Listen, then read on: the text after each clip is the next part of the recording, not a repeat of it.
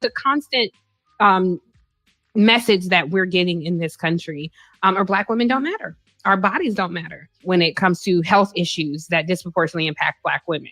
Who gives a shit? There's no funding for that. I would encourage anybody to please read what happened the night Breonna Taylor was killed, murdered. Her mom, for hours, did not know that her daughter was dead.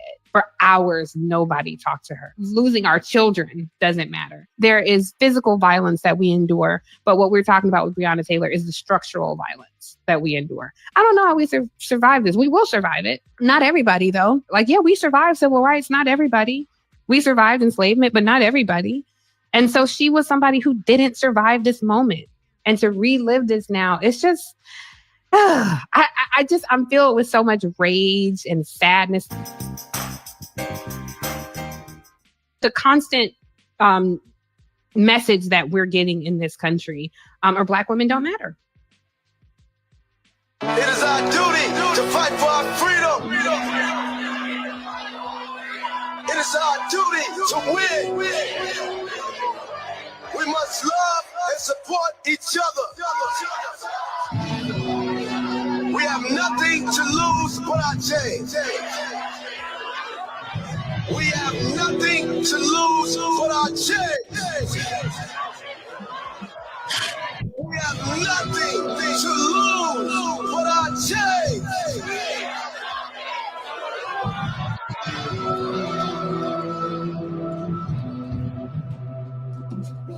I woke up feeling like Fred Hampton, Huey Newton, Carmichael. Y'all brothers, y'all rival. I ain't with it. Right hand on y'all Bible. This is different. This the mission. This the vision. I thank my mama. She made me listen. Black mother, black parent. Please don't leave. I go Hank Garrett. I go Black Panther. I go Jackie Robinson. I'm too young to have to strategize how to go around. Good morning, and welcome to another edition of Let It Be Known. Lots going on. It's a new week, and Niele, I'm worn out.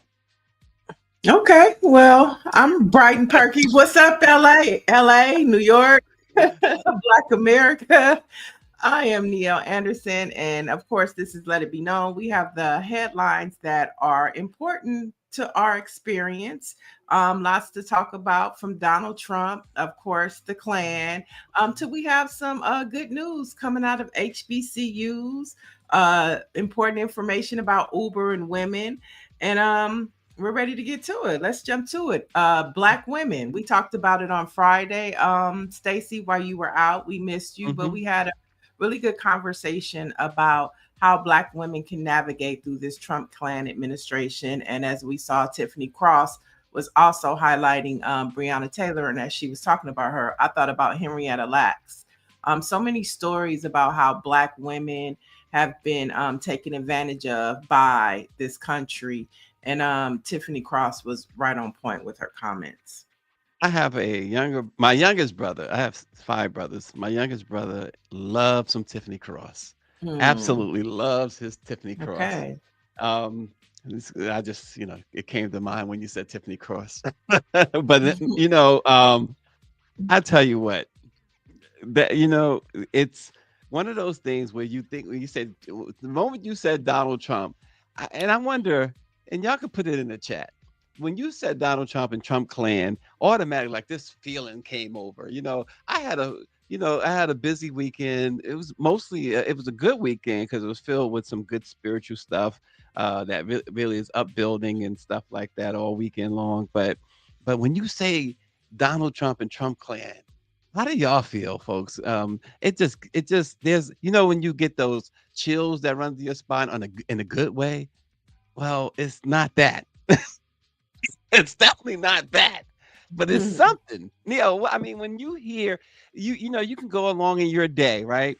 And Dr. Joni said nauseous. You go along, like you took your mom to the concert. I saw you bopping with Diana Ross and your mom and your friends or whoever that was with you. And and then you just imagine like if Diana Ross would have taken like, a costume break or whatever break, right? And somebody came on and said, "Oh, by the way, Donald Trump." Donald Trump was, he was hanging out with, one of the Epstein kids or whatever. I mean, something crazy, something with Donald Trump. How would that have made you feel? I mean, I think, we as Black people know how to navigate through this. I think that's why we're able to, at that moment, if they would have said Donald Trump, everybody would just be like, "Where's Diana? Can we get back to the concert?" I mean, I think that would have been the response. Like, "Where's Diana? Not now." That would have been the response. Not now.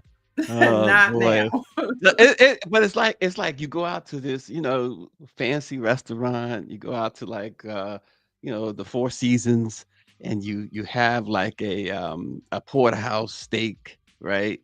And you got the porterhouse steak. You got on a nice outfit. If you got a date, she or he is looking good. Y'all chilling. Y'all, got the scotch there and the wine and all that stuff. And then all of a sudden they bring out like French fries to go along with it. You can't bring out French fries at the Four Seasons with a porterhouse T-bone steak. That's what it's like. We the Black press. We got a lot of Black information to talk about, and then we got to talk about the French fries, Donald Trump. It's like, tag on it. Boy, oh boy. RNG mentions that Rakim performed the other night. It's so funny he mentions that, Niele. I know I'm going off on a little bit of a tangent, but a few years ago, and one of my brothers, speaking of, I got, like I said, 5 brothers. My brother Darren is really good friends with Rakim, but Rakim stood us up, and I've been mean. I'm very. Greer says I'm very petty, and she's right.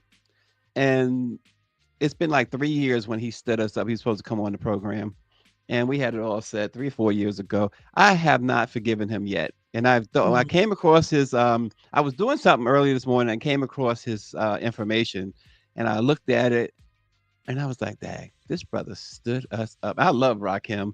I think he's the greatest, but I have not forgiven him. And I have not, I have not had the even gumption to either reach out to him directly or through my brother, because I just feel like, you know what, don't stand me up like that. I feel like a jilted person. But more importantly, RNG mentions that Purple Rain turned 40 years old. That was yesterday. He mentioned that he watched the all-time class. He mentioned paying $4.50 for the ticket back then. Remember when movies was $4? Good Lord, man. Good night. But anyway, let's get to some news, if you will. I know we got a guest later on too. We do? I thought we did. I'm sorry. We got each other. Be my guest. Good morning, Lydia Mathis and the Big Chill. Good to see you, all you guys joining us this morning. I'm just not with it this morning. I'm just having a hard time. Well, so I'm going to get to it. Let's get to it. Snap into it. Well, I'll tell you who snapped into it is Ayanna Pressley. Donald Trump, of course, is waging war on DE&I, gutting civil rights, and ripping away decades of Black progress. But Congresswoman Ayanna Pressley says she is outraged. She says she's watching Trump fire tens of thousands of federal employees, making them, many of them, I should say, are Black, while cutting Medicaid and SNAP and shutting down programs built to close racial gaps in health, education, and wealth. And what angers her most, she says, is the silence. She says she's tired of the short-lived outrage, tired of performative allyship.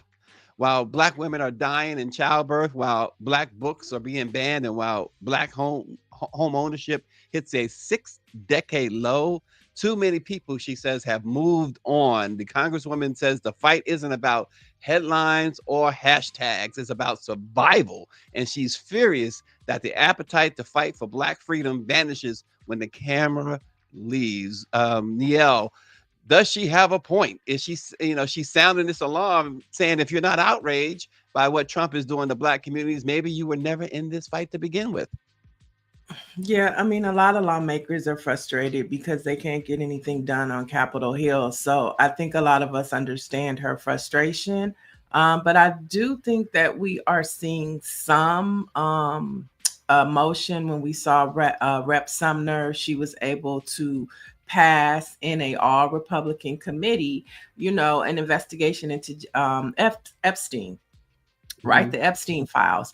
And so, that was a glimmer of hope for me, because it's like, you have to find a way to navigate through this administration. And her frustration is legitimate. But, we can't stop. Like you said, like you were talking about earlier, when you hear it, like, doesn't it just do something to you? It's just like, how do you navigate progress? And I think the frustration is it's not moving fast enough. So I feel her frustration. But I'm glad there are people like her on the Hill, that although she's frustrated, she continues to show up to committee hearings. She continues to agitate, to persist, and to pursue, fairness and justice for people of color. Well, and the other thing she was outraged about is allies, or so-called allies, and not those not stepping up. And I tell you what, maybe particularly the news media, but we know that the news media, the mainstream, is bought and sold and paid off and all that stuff. But did you see how Scotland greeted Donald Trump? The media greeted him. Did you happen to see the paper, the headline? Yes, yes. Yeah. And the reporters over there. See, the thing about it is, he can't do to them, those journalists there, what he has done to journalists here. Right? They questioned him about Epstein, and he was like, "Are you kidding me?" But he couldn't go on his trademark rampage and threaten and shut them down, because they're out there. They're at the golf course, everywhere he's gone. They are dogging him about it in Scotland, and that headline and that whole newspaper page calling him the convicted U.S. felon coming to Scotland. That was classic. That was award-winning Pulitzer Prize stuff. You gotta be kidding me that we can't do that here. Well, I mean, he's definitely trying to have state-run media. We know that for sure. But a couple of things in the chat. Dr. Joni, I read that as well, that Michelle Obama's portrait artist pulled her art from the Smithsonian because Trump's demanding her painting of a trans woman as the Statue of Liberty. So she pulled out her exhibit because they didn't want certain art in there. So I think that's a form of resistance, Black woman standing up. And then Orange G said Miss Presley is correct, and it is not just at the federal level. Our local leaders in the South are to dag or on quiet. South are to dag on quiet. I'm not sure what that part means, but yeah, it's not just happening at a federal level. Because of the funding. The funding comes from the federal government, and it's a trickle down effect. And so I know a lot of organizations here in Los Angeles are losing their funding because it's the trickle down effect. And so they can't do the things to serve the community. So Donald Trump just has us crazy, but I love the way Black people, we're handling it, because we've been here before and we're just trying to weather the storm. You know what I'm saying? We're just trying to weather the storm and keep our joy. Well, we're hoping the storm blows over. And I tell you what, Mike V has been relentless. He's been attacking me for like 2 weeks now. Now he's going after me for not forgiving Rakim. He says, but I can forgive Cher. Cher hasn't done anything wrong yet. I think the only thing Cher has done wrong is she hasn't hooked up with me. But that's the only thing she hasn't done wrong. But other than that, and Patricia Jackson is joining Mike V and going, the hat was not intentional until it was intentional. I mean, I was up this morning like 3 a.m. I'm not like Niele. Niele doesn't sleep only, when she decides to. But I was up, and then I had to make a run. I had to take the girls. They went to the airport and all this stuff. And so I sat here. I was actually doing work like 5 in the morning, believe it or not. And I didn't comb my hair or nothing. So, and I noticed that when it got around to like time to check in with Greer, I had the hat on and it was like too late because it was going to take me a minute. So, since y'all must know, Mike is just getting, Mike V goes on, and you don't defend me at all, Niele. Mike V goes in on me. You have no defense for me. That's why I look to I RNG mean, to you a defend me. grown man. You can handle your business. Good night. You got Mike, it. tag on it. That's why I look for RNG all the time. You know, he be lifting. You ever see RNG? He be lifting his weights and everything. And I mean, that's my guy right there. I know he There got you my back. go. He got my back. I So got watch your out, back Mike. too, but you can handle it. You got it. You got it. Okay. All right. If you say so. Okay. So let's move on because this next story is just out of this world. Okay. They tried to dim the sun literally and hope that nobody would notice. A billionaire back team, you're hearing this right, folks. A billionaire back team of researchers quietly planned a 3,900 square mile experiment to spray particles into the atmosphere and reflect sunlight away from the earth. Their reason for keeping it quiet, well, they said they didn't want to scare the public. But let that sink in. A secret test to alter the climate happening on a scale larger than Puerto Rico with almost zero public input and zero accountability. It was uncovered via emails, text messages, and some good old-fashioned investigators reporting. This wasn't science fiction. It was real. They utilized public resources, government connections, and university support to advance the experiment in secret. They even told staff to avoid talking about it with the media. They claimed it was all harmless research, but the public was never supposed to know until after it happened. That's not science, folks. That's manipulation. And when local officials in Alameda finally found out, they shut it down because the question isn't just what they're doing; it's who gave them permission to play God. So, Niele, if billionaires can secretly test ways to dim the sun without public consent, what else are they planning without us? Who controls the sky and who decides what we breathe? Well, I mean, this goes back to Donald Trump and all of the rollbacks of climate justice that he is ripping away. I mean, this is a part of having somebody like a Trump plan administration in office to where they're allowing allowing these things to happen. You know, if Obama or Biden, or even I think the Bushes were in office, this type of thing would not be allowed to happen. Mhm. And so it's more of just the billionaires are in control. They know how to stroke Donald Trump's ego to get what they want. And then you have all of these things happen because who's going to check them? There's no Right, checks and balances anymore within our government. And so right. these types of things are allowed to happen, and you're going to see a lot more of it. I mean, I just imagine that Nancy Wall said, "Yeah, we're definitely living in the last days." For sure, because they're allowed to do Yeah, anything, and nobody's going to check them as long as you have at least 10 zeros behind your bank yep, account. yep. There You can you do whatever go. you want to do. 100. And you said 10 zeros. She didn't say 6 or 7 zeros. She went Because you all the way got to to pay 10. Trump, because you got to pay him. Like, Mhm. look at the merger that just happened with Paramount. They got rid of Colbert, and they Oh, were able to get their merger, but they had, you have to pay to play with Donald Trump. And he has no problem with the public knowing about it. and you mentioned Colbert. He had the audacity. This guy has, wow. He says, well, Kimmel and what's the other guy? They're next. Hmm. This is what Trump said. Yeah, for sure. They're next. We know it. Unbelievable. What kind of world we live in? Dr. Joni says, I often think that daily what on earth would have happened if Obama had even thought of doing one of Of these these things. things. Yeah. Yeah. Wow. She's right. So He we just actually have, go ahead. he actually said that a few months ago, right? A couple of months ago. He did say, what if it was me? So He did say that. Yeah. I'm just waiting for Donald Trump's ankles to bust. I just hope they're so swollen. I just hope they bust on his ass. Okay, move on. Just waiting. I'd never hear somebody say, "I'm waiting for somebody's ankles to bust." You know, in I mean, basketball, have they you say big seen how ankles. big they are? They're big as elephants. I just hope they bust on him while he's on the airplane. Oh my gosh. Mike V says a lot of folks' careers have been turned upside down with this administration, like Jim Acosta and Joyanne Reed, and go on and on and on and on.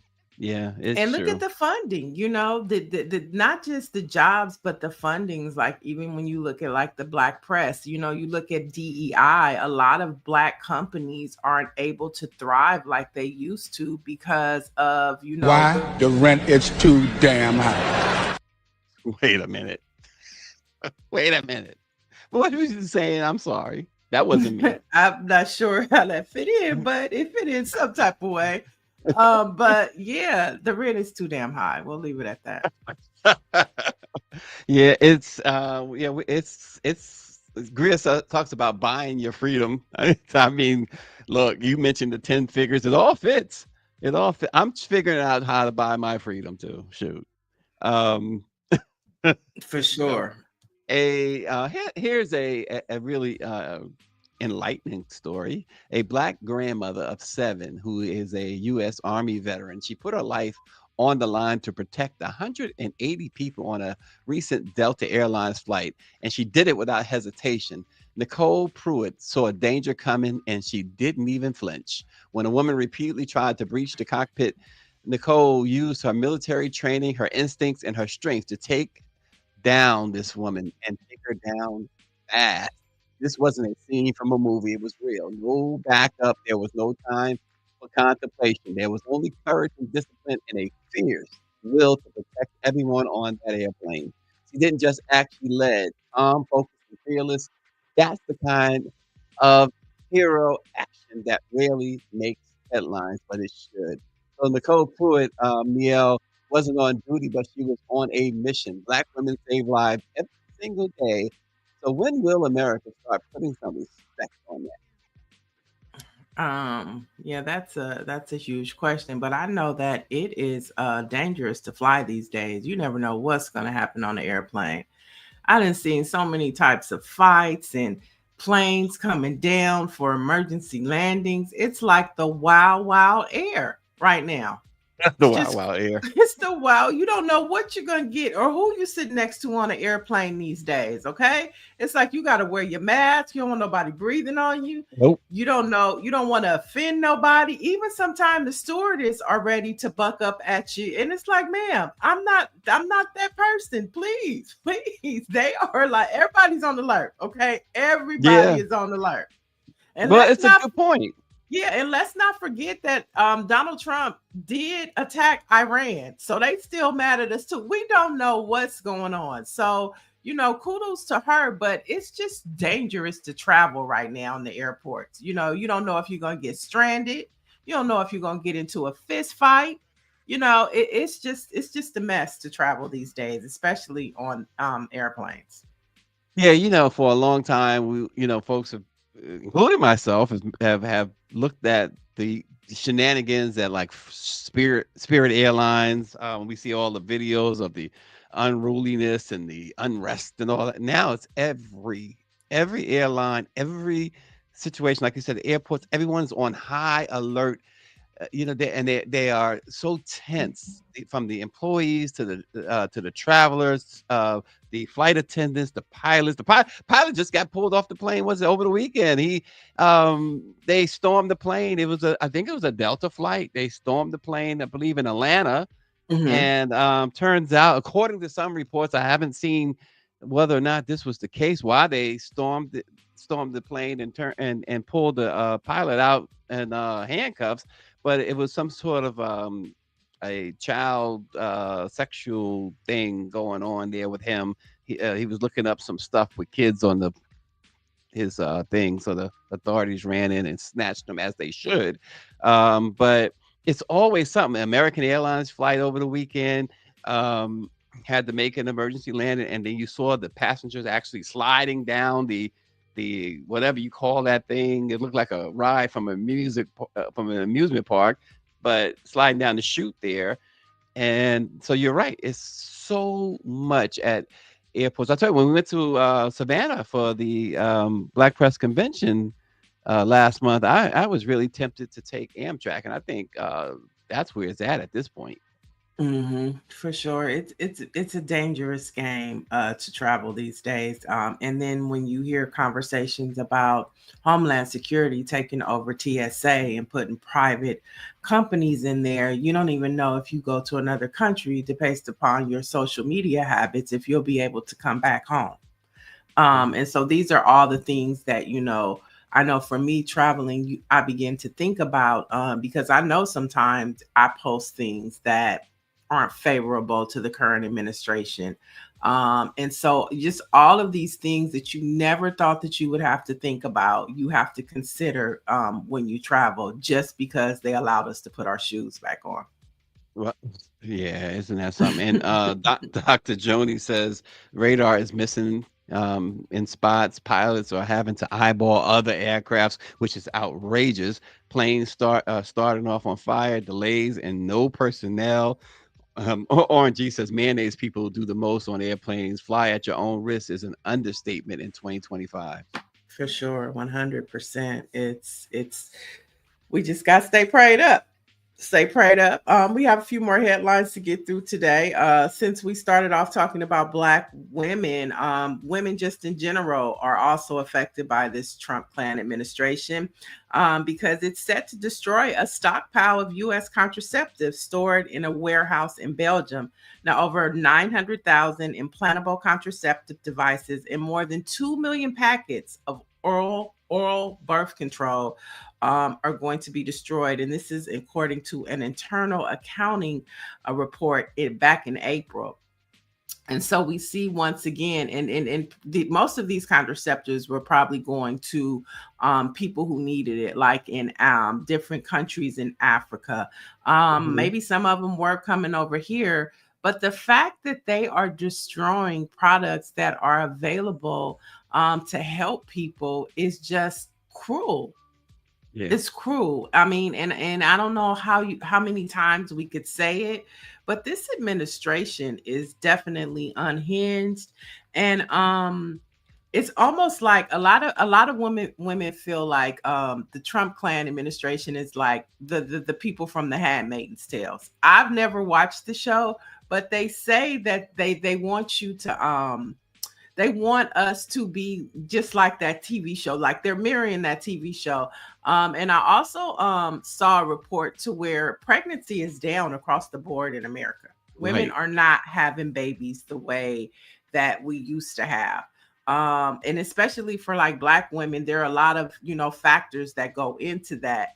But the fact that we're not reproducing the way that we used to, white men want to control our bodies. And I can freely say white men want to control our bodies, tell us what we should do, and they really want the white women to start producing more babies. They want because they want to increase their population. That was what Roe v. Wade was all about. Overturning Roe v. Wade, I should say. That's what all of this stuff, a lot of this stuff about this idea that in 2040 or whatever year that this was going to be a mostly Black and brown country, it freaked them out. And they want white women especially to have babies. They don't want Black women to have babies. That's why the maternal mortality rate is the way it is. Right. But also what's really making it worse for them is what you mentioned. I saw that same report about people are just not having babies, and they don't understand. And I'm sure this is not obviously entirely has everything to do with it, but these policies and this ripping away all of the rights that women have. Why would a woman want to get pregnant right now? They are making it tough for women to decide if they want to get pregnant. Right. So it's We're living in some dangerous times, and that's why we have to find our joy any way we can. Okay. But on a brighter note, I have some more fancy news. Ralph Lauren has launched a new Spellman and Morehouse collection called Spell House. Now, this is the second HBCU collaboration for the luxury brand. And the new limited edition collection honors Oak Bluffs, which is a Martha Vineyard town. And so Spellman and Morehouse have this nice collection. So if you went there, you can go pick up your Ralph Lauren. And the one of the main designers there is an African American young man. And so you know, you like fashion, go check it out. You went to HBCU, definitely go check it out.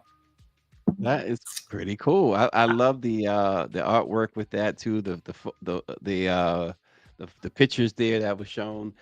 Quinn is asking though, Niele, why is that collection so expensive? Well, Ralph Lauren is a luxury brand, and so that's why it's luxury brand. It's not Old Navy. It's not Old Navy. Some tea and crumpets. Yeah, I mean it's a luxury brand, you know. So I mean, we can wait till it goes on sale, and Ralph Lauren does have outlets, but that's why it's a luxury brand, you know. And I think the prices are just as competitive if you went to maybe the bookstore. On the paraphernalia in those stores are very expensive. If you go to the bookstore and want to go get you some HBCU swag out of Spellman and Morehouse, I mean those sweatshirts could go for like $120. Yeah, so Quinn says he prefers black owned, but Donice, I hope I said your name right. Carr is asking a legitimate question. Does the proceeds to HBCUs, or does Ralph Lauren get all the proceeds? That's a really good question. I don't have the answer for that. But that's a really good question. Let's dig out the answer for tomorrow. We could take a deep dive into it and see if some of the proceeds go to HBCUs or to those two Spellman and Morehouse. We can check that out. But Actively Black, Nancy Wall, I was just about to talk about Actively Black, which is owned by Leonard Smith, I believe. He is a former sports professional, but Actively Black is definitely a popular brand. It's more of a sports attire brand. They have swimwear. They just launched a beautiful Juneteenth collection. So that's definitely a brand to look at, Actively Black. Lanny Smith, that is who it is. All right. So see, there we go. Any more black owned designers that we should know about, please put them in the chat. We can always go back to FUBU, Carl Kanai, Cross Colors. I haven't heard of Carl Kanai in a long time. Is Carl Kanai still out there somewhere? They have vintage stuff that you could get, but if you know some black designers, drop them in the chat. I know Pharrell, he is a designer, a lead designer over at Louis Vuitton. Is it Louis Vuitton? Yes, Louis Vuitton. But that's a luxury brand. So that price point is extremely high. But if you know any, Actively Black is more economical to purchase. So if you know some, drop them in the chat. We'd love to support black-owned brands. Well, Orange E says that he's had them on his show. They are looking for HBCUs for NIL deals. So there you go. Yeah. All right. There we have it. Drop it in the chat. All right. Some more news for women. Uber is rolling out new features in the US to give women more control over how they ride and drive. Now, Uber said it plans to start a pilot of the women preferences tool in the next few weeks in Los Angeles, San Francisco, and Detroit. Now, this is how it works, folks. Women riders will be able to choose women drivers when requesting a ride on demand. They can also reserve rides in advance, specifically with women drivers, and they can also set it as a permanent preference. And so this has become, we've seen a lot of stories about women being attacked in their Uber rides. And so Uber is trying to open up and protect women by giving them the preference to choose women drivers over men. What do you think about that, Stacy? Anything to protect vulnerable because you have so many incidents. We've had so many incidents. Anything to protect women, I'm for it. Okay. Yeah. Yeah, I think it's a good tool to use. As the world continues to spiral, you know, any type of protection we can Viral. get, I'll take it. We know that we have a president that does not respect women, that takes Mm, advantage of young girls. Okay. And so we need as much security and protection as as possible. Okay. possible. Yes, indeed. Help me. The big chill said that he'd rather have a women driver. He said he almost had to square up with his last Uber driver. Now, why would you have to square up with the Uber driver? What happens? What happens that I've seen social media videos, whether real or fake, or some of them real, I'm sure, where folks have been fighting with their Uber or Lyft Mhm. drivers. What happens that you got to fight them? I mean, I think sometimes you can get an asshole driver. Mhm. Somebody that really doesn't want to be driving on that day, but they have to, and so they cut their meter on, and they're a jackass, and somebody gets in their car, and Wow. and they, they don't, then they're not there for the smoke or the rudeness, and then one thing leads to We have a female Barrington nowadays. Niele be going all in. I think she froze up on us, folks. Oh my gosh! At the wrong time. I wanted to hear more of her explanation of this stuff. Shoot. But have you guys? What reasons do you have? Maybe somebody in the chat has had altercations with their Uber or Lyft drivers. What leads to that? I haven't. I've had a couple of Uber drivers that really I didn't like. They did some crazy. Like one guy was in DC. One example. Recently, and I was going to the NMPA's office, and I gave him the address from Union Station, and he's going somewhere. I'm like, "Where you going, dude?" And he says, "Down the NMPA's office is on 12th." And we on 18th. He says, "Oh, I thought you said 8." I said, "No, I said nothing of the sort." I mean, you put it in your GPS and it leads you? Good grief. Mike V says, I remember when in New York, it was hard for a brother to get a taxi to stop. Exactly. And that's really, I think, one of the original appeals for Uber was especially for Black folks, because you in places like New York, you talking about hailing the cab, forget about it. We know those stories are legendary. Aquarius says, didn't the Uber CEO donate to Trump's inauguration and agrees with the big beautiful bill? Oh, so we got to start taking Lyft, Aquarius. And Mr. Durrett says, I have one Uber driver that did too much talking and hit a park. Oh my God, hit a parked car mirror and kept it going. Oh, shoot. So you had somebody who was unhinged. See, I would have had to snatch him up. Hey. But anyway, folks, in other news, while Niele fixes her situation over there, speaking of, as she says, the Trump clan, Donald Trump lashed out again. He says that Oprah and Beyonce and others need to be investigated. He wants Pam Bondi to investigate them because of payments or alleged payments that former Vice President Kamala Harris made to them.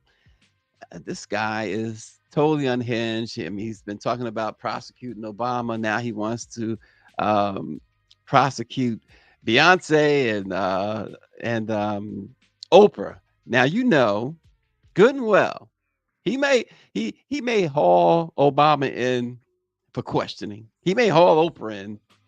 He better not mess with Beyonce, because he the Bayhive or whatever you call them. People like Niele, they coming for you on that. That's the last straw for them. Y'all can believe that. Somebody asked, what is a Waymo? Would you take a Waymo? But nonetheless, Beyonce did close her tour in style. She did something that I always wanted Michael Jackson to do when he was on his solo tours. She uh, she brought out Destiny's Child for the closing act of her Cowboy Carter tour. I used to Sorry always say, about that. "There she is." My Yeah, I'm internet talking. went out. I'm sorry. I know you left me talking these people to death. I was talking about. I I don't was know talking what about. happened. Yeah, you was in the midst of going in, and I guess your internet said, "Okay, that's enough." Got Donald Trump. I'm telling you, I'm scared. I'm a little scared. Shoot, I don't want to be on the watch list. Go to But Black Lives Matter meeting and they attack you. Okay, go oh ahead. I'm shucks. sorry. But I mentioned though, and no, I'm not doing the self-driving cars, the autonomous vehicles. No, but I mentioned Those are the crazy. yeah, I was in Arizona and I saw them driving around and looking. It was so weird. Nobody was in the car, but they were going. They're here. They're all around LA. And Mm. I'm just thinking about what if the internet goes out like it just did on me?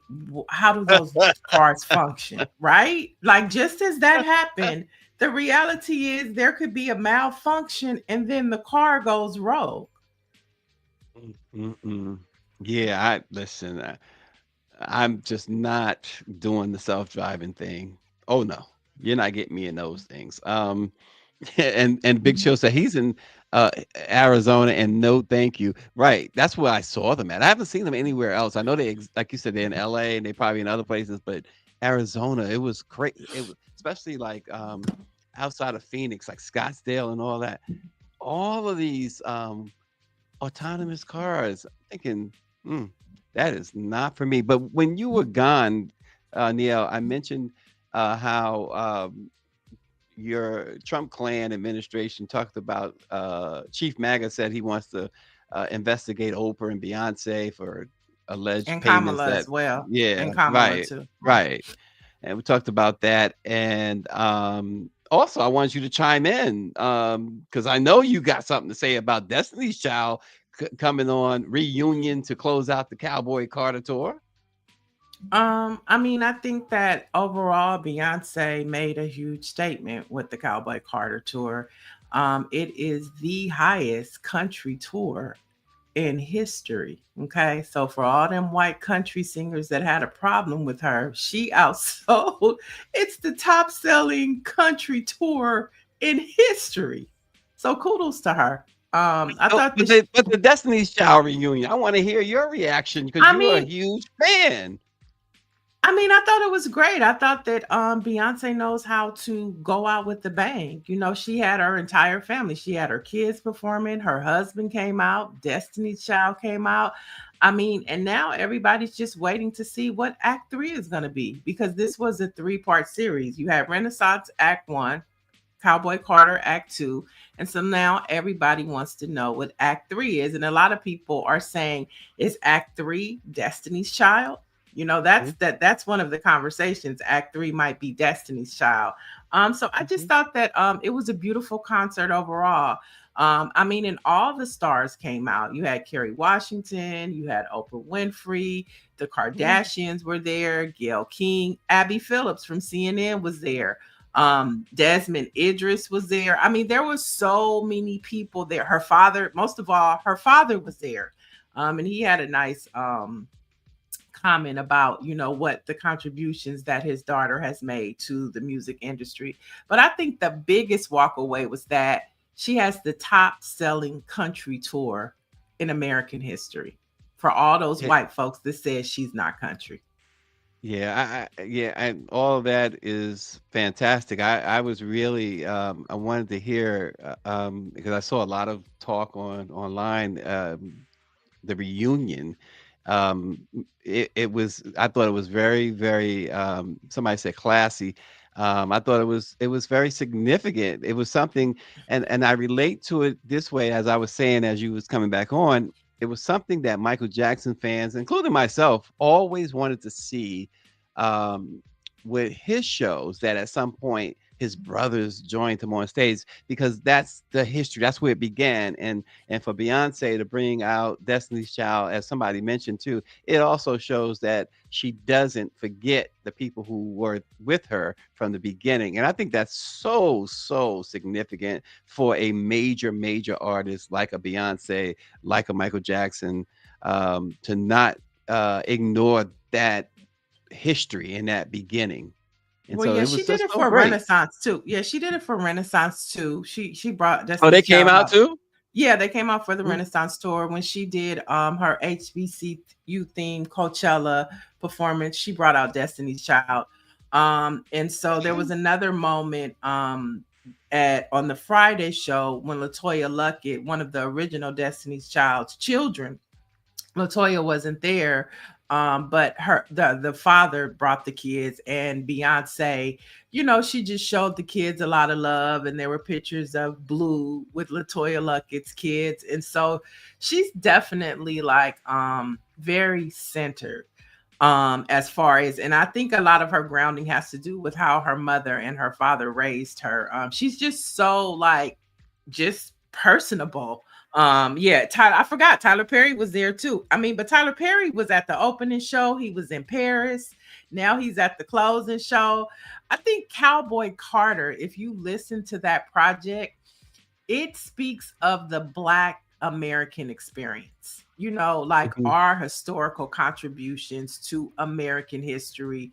When you see the concert, she has a lot of Black history on the screens, from the Mhm. Buffalo Soldiers, from music to civil rights leaders. She definitely exudes the Black experience on that concert tour. And I hate to see it go because TikTok had every show. Her marketing is just impeccable. I mean, the clips that she puts out from every show, you get to see Rumi. And so we're going to miss that Cowboy Who's Carter Rumi? tour. Her daughter. That's her Oh, twin. okay. She has a son and a daughter. And Rumi came out on the song Protector. So she Mhm. not only did she have Blue Ivy on this round, she had Blue Ivy in Renaissance. Blue Ivy was a huge part of this tour. She danced more, and then she introduced us to her second daughter, Rumi. Rumi, yeah. And so yeah, we're gonna miss the Cowboy Carter tour. We're gonna miss it, but we're all pins and needles for Act 3. We don't know what it's gonna be, but Act 3 is Well, coming, y'all.